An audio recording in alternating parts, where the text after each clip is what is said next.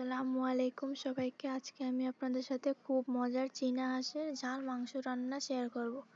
প্রথম আমি হাঁসের মাংস ভালো করে ধুয়ে পরিষ্কার করে নিয়েছি। এবার এর মধ্যে দিয়ে দিচ্ছি জিরা গুঁড়া, ধনিয়া গুঁড়া, হলুদ গুঁড়া, মরিচ গুঁড়া, স্বাদ মতো লবণ এবং সামান্য সাদা তেল। সব মশলা দিয়ে ভালোভাবে হাত দিয়ে মেখে নিচ্ছি যাতে মাংসের সাথে সুন্দরভাবে মিশে যায়। এখন কিছুক্ষণ এভাবেই রেখে দিচ্ছি। এরপর চুলায় একটি হাঁড়ি বসিয়ে গ্যাস জ্বালিয়ে নিচ্ছি। হাঁড়িতে অল্প তেল দিয়ে গরম করে মাংসগুলো দিয়ে দিচ্ছি। এখন মাঝারি আঁচে মাংসগুলো ভালোভাবে কষিয়ে নেব। মাঝে মাঝে নেড়ে নেবেন যাতে নিচে লেগে না যায়।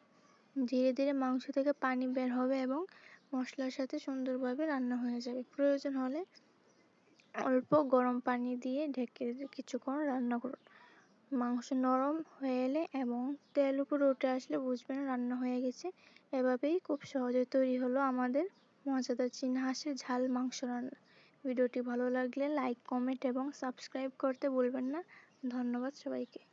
আসসালামু আলাইকুম সবাইকে। আজকে আমি আপনাদের সাথে খুব মজার চীনা হাঁসের ঝাল মাংস রান্না শেয়ার করব। প্রথম আমি হাঁসের মাংস ভালো করে ধুয়ে পরিষ্কার করে নিয়েছি। এবার এর মধ্যে দিয়ে দিচ্ছি জিরা গুঁড়া, ধনিয়া গুঁড়া, হলুদ গুঁড়া, মরিচ গুঁড়া, স্বাদ